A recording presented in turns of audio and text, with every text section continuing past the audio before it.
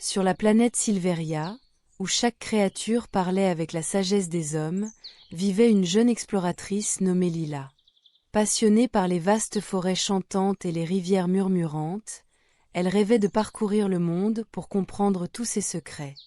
Un jour, en s'aventurant dans la grande forêt d'émeraude, elle rencontra un groupe d'animaux inquiets.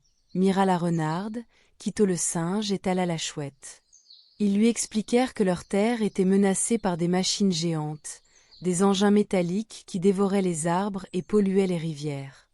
Ces machines, commandées par des humains lointains, cherchaient à exploiter Silveria sans tenir compte de ces êtres vivants. Lila décida d'aider ses nouveaux amis. Ensemble, ils parcoururent la forêt pour comprendre comment stopper la destruction. Tala, grâce à sa vue perçante, repéra les sentiers des machines, tandis que Quito, agile, installa des pièges ingénieux pour ralentir leur avancée.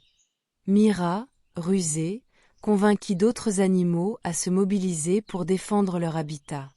Mais la clé fut une rencontre inattendue.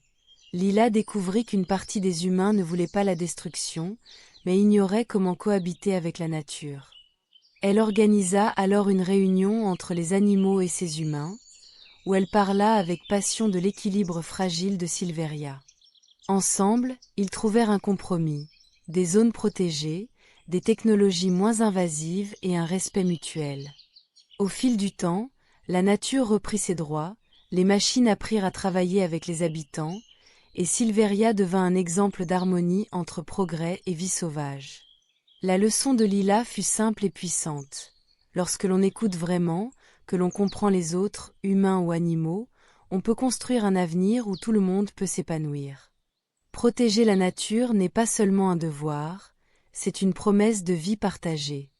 Si tu veux, je peux aussi t'aider à transformer cette histoire en un conte pour enfants ou en une aventure plus épique.